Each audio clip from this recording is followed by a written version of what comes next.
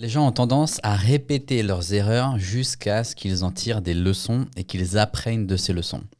Salut à tous, je m'appelle William, je suis le fondateur de plusdeclients.com.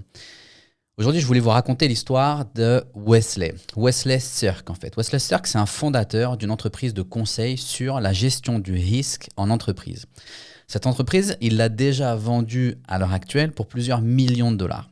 Et bien que Wesley soit une personne brillante, au cours de sa carrière, il a commis bon nombre d'erreurs, dont une qui a failli lui être fatale et l'a laissé pour mort dans le coma pendant plusieurs jours, juste après avoir vendu son entreprise et encaissé un chèque de plusieurs millions de dollars.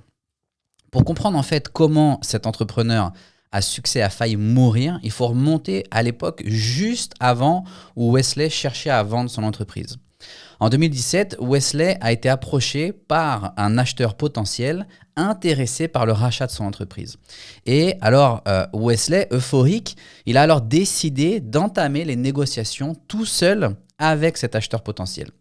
Comme il est parti du principe que comme il avait été approché par cet acheteur, et donc il était en position de force et il pouvait se débrouiller en fait tout seul pour justement entamer les négociations, réussir les négociations et vendre son entreprise. Mais le truc, c'est que Wesley, bien que ce soit un entrepreneur à succès dans son domaine d'expertise, il n'avait jamais auparavant vendu d'entreprise et il se retrouvait à faire quelque chose dans lequel il n'avait absolument aucune compétence et aucune expérience. Et ce qui s'est passé, c'est qu'après plusieurs mois, environ 6 mois de négociations, les deux parties ont, d'un accord commun, décidé de se retirer de la transaction. Wesley, lui, dépité parce qu'il n'avait pas réussi à obtenir ce qu'il voulait, bien qu'il avait été approché par un acheteur potentiel. Et l'acheteur potentiel, lui, déçu de ne pas avoir réussi à réaliser son acquisition, cette transaction. Et donc, pourquoi est-ce que ça n'a pas fonctionné pour Wesley? C'est tout simplement parce que pendant que lui, il était occupé à essayer de faire quelque chose pour lequel il n'avait pas de compétences, donc c'est-à-dire à réaliser la négociation, son attention, son focus était complètement sur la négociation et plus du tout sur le développement, la gestion de ses équipes et le développement de son activité. Et donc son activité, la productivité de son équipe a commencé à chuter et son activité a commencé à chuter également. Et donc, ce qui s'est passé, c'est que Wesley, lui, la raison la plus simple, c'est que comme il était concentré sur ça, il n'était plus, au lieu de se concentrer sur le comment vendre son entreprise et non pas qui peut m'aider à vendre son entreprise, Wesley a tout simplement perdu une vente dans laquelle il était, dès le départ, gagnant en fait. Et donc, en d'autres termes, ce qui s'est passé, c'est que Wesley, il n'était pas prêt à payer quelqu'un de qualifié pour l'aider à vendre son entreprise. Et il est parti du principe qu'il pouvait se débrouiller tout seul et qu'il devait se débrouiller tout seul. Et ça, c'est le cas pour beaucoup d'entrepreneurs sur Internet notamment. Maintenant, ce qui s'est passé, c'est que quelques mois plus tard, il a décidé de faire appel à une entreprise spécialisée dans de créer des intermédiaires dans l'acquisition et revente d'entreprises, de servir d'intermédiaire. Et il a décidé de s'entourer de cette entreprise. Et non seulement cette entreprise qui l'a aidé, qui lui a certes coûté de l'argent, mais cette entreprise a permis, au lieu d'avoir un seul acheteur potentiel, a permis à Wesley d'avoir 5 acheteurs potentiels pour son entreprise. Et en plus de ça, ça lui a permis à Wesley de la vendre pour plusieurs millions de dollars en plus que ce que l'acheteur potentiel qui était venu le voir lui avait proposé. Donc non seulement il a gagné du temps, et en plus ça lui a permis de gagner de l'argent. Maintenant, où est-ce qu'on en vient? Une fois que Wesley a encaissé son chèque et a vendu son entreprise, un jour qu'il était chez lui, aux États-Unis, c'était en plein été, il s'avère que son climatiseur, d'accord, sa clim, est tombée en panne.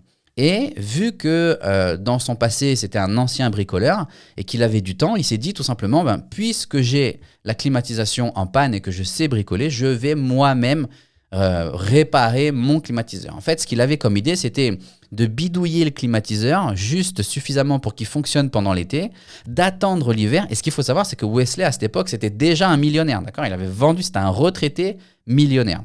Et donc, il avait le temps et l'argent. Et donc, en fait, ce qui s'est passé, c'est qu'il s'est dit, je vais réparer le climatiseur, attendre l'hiver où les tarifs vont baisser parce qu'il avait fait un devis et le devis il était de plusieurs milliers de dollars, ça lui plaisait pas du tout, il était contrarié, donc il s'était décidé de le faire tout seul. Et donc il s'est dit je vais attendre l'hiver où il y a moins de demandes pour les climatiseurs et je vais faire ma demande maintenant, comme ça j'aurai un meilleur deal. Et donc, ce qui s'est passé, c'est qu'en plein été, Wesley décide de monter sur le toit de sa maison pour bidouiller, pour réparer, faire un peu une MacGyver sur son climatiseur. Et en montant à l'échelle, d'accord, pour aller sur le toit où se trouvait le moteur, d'accord, du climatiseur, et ben le compresseur, ce qui s'est passé tout simplement, c'est que Wesley a chuté de son échelle. Et en chutant de l'échelle, il est tombé la tête la première sur le parvis devant sa maison. Et lorsqu'il a chuté, sur le coup, il ne s'est pas vraiment senti. Il a reçu l'impact, mais il n'a pas vraiment eu notion de l'importance ou de la gravité de l'état ou de la chute qu'il venait de faire. Vu qu'il était tombé la tête la première sur du béton, sur le parvis de sa maison, il s'était tout simplement fêlé le crâne. Il s'était fêlé le crâne en plusieurs endroits, en plusieurs parties. Et sur le coup, avec l'adrénaline, Wesley réussit à se redresser, rentre dans la maison, il voit sa femme qui lui demande ce qui vient de se passer, il lui dit rien, je viens juste de tomber, j'ai juste besoin de m'allonger un petit peu pour reprendre mes esprits. Et au moment où Wesley s'allonge sur le canapé pour reprendre ses esprits, tout simplement, il se met à vomir. Et dans le vomi, malheureusement, excusez-moi les détails, mais en fait, il y avait du sang à l'intérieur du vomi. C'est là où ils se sont rendus compte qu'il y avait quelque chose qui allait vraiment pas. Ils décident d'appeler les urgences, de l'emmener à l'hôpital. Et c'est là où en fait il a failli perdre la vie, il a dû rester plusieurs jours dans le coma pour pouvoir réparer les dégâts qu'il avait fait. Et à son réveil, Wesley est rentré en fait dans une sorte de cercle en fait un peu de pensée noire et négative parce que à cause de l'impact du choc, ce qu'il avait fait en fait c'est que les hématomes le choc en fait avait déclenché des hématomes à l'intérieur, il avait le visage tout déformé et tout tuméfié à cause de l'impact et du choc. Et donc, il était en train de se demander, est-ce qu'un jour, il récupérerait 100% de ses capacités cérébrales? Est-ce qu'il récupérerait 100% de on peut dire, de son aspect physique, esthétique? Et tout ça à cause, en fait, d'une erreur qui, au final, comme je l'ai dit au début, tant qu'il n'avait pas appris la leçon, il a commis 2 fois la même erreur. Lorsque Wesley a essayé de vendre son entreprise, au tout début, c'était une erreur qui lui a coûté du temps et de l'argent. Il a préféré essayer de faire ça tout seul et il n'a pas réussi, il a perdu une opportunité. Lorsqu'il a décidé de faire appel à un professionnel, c'est là où il a obtenu ce qu'il voulait, même plus que ce qu'il voulait, parce qu'un professionnel est venu l'aider pour vendre son entreprise. Lorsque Wesley a vu qu'il avait un problème de climatiseur, c'est exactement la même chose. Au lieu de faire appel à un professionnel, alors qu'il avait le temps et l'argent, mais il n'avait pas encore compris la leçon, au lieu de faire appel à un professionnel, il a décidé qu'il pouvait régler le problème tout seul. Et il a failli perdre la vie au final. Et au meilleur moment de sa carrière, c'est un peu comme malheureusement comme Michael Schumacher, c'est au meilleur moment de sa carrière où il a de l'argent, il est retraité, un malheureux accident de ski. Et au pic de sa carrière, au pic de sa vie au final, c'est là où il ne peut pas réellement profiter. Et ce qu'on voit en fait, ce qu'on observe beaucoup sur le marché du digital, des personnes qui sont des prestataires de services, qui essayent de lancer leur activité sur Internet, c'est justement le fait de vouloir essayer par tout prix, à tout moyen, de tout réaliser tout seul et de ne pas se faire accompagner par des professionnels qui ont déjà tracé le chemin, qui ont déjà l'expérience et l'expertise, tracé la route pour pouvoir aider ces personnes à lancer leur activité sur Internet. Et le résultat, c'est une perte de temps et une perte d'argent. Alors que en en se rapprochant des bonnes personnes, des personnes compétentes, vous pouvez dans 99% du temps, le risque zéro n'existe pas, mais vous pouvez à chaque fois obtenir les résultats que vous voulez, voire bien souvent plus que ce que vous aviez déjà imaginé à la base comme résultat, parce que vous acceptez de vous faire accompagner. Là où je veux en venir, en fait, c'est que chez plusdeclients.com, on s'est spécialisé justement dans l'accompagnement des prestataires de services qui désirent obtenir plus de clients, développer leur activité sur Internet et obtenir plus de clients en automatisant une partie des processus, en améliorant le positionnement, en améliorant le message, en améliorant les campagnes organiques ou publicitaires, la création de contenu, tout ça, les campagnes d'endoctrinement, tout ça est un tout qui requiert des compétences, de l'expérience et de l'expertise.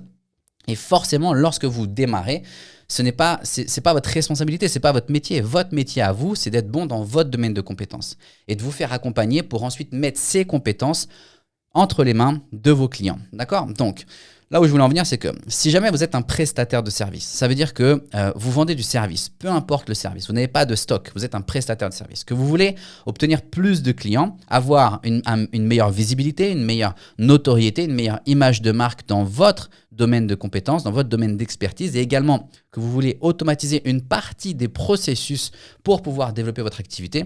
Dans ce cas-là, vous pouvez aller sur plusdeclients.com, vous pouvez cliquer sur le lien juste en dessous de cette vidéo qui va vous emmener vers une formation gratuite, c'est à la demande, elle est très courte, qui va vous expliquer exactement les 5 points clés pour créer, développer et vendre n'importe quel produit digital. Okay, donc, si vous voulez savoir comment vous pouvez vendre votre expertise sur Internet, comment est-ce que vous pouvez obtenir, vous avez déjà votre expertise, obtenir plus de clients par rapport à ça, vous pouvez cliquer sur le lien juste en dessous de cette vidéo, ça vous emmènera sur cette formation. À la fin de cette formation, si ce que vous voyez, ça vous intéresse et vous pensez que nous sommes en mesure de vous aider et vous avez envie de devenir un de nos clients, dans ce cas-là, vous serez invité à répondre à un questionnaire pour ensuite prendre un rendez-vous avec moi-même ou avec mon associé.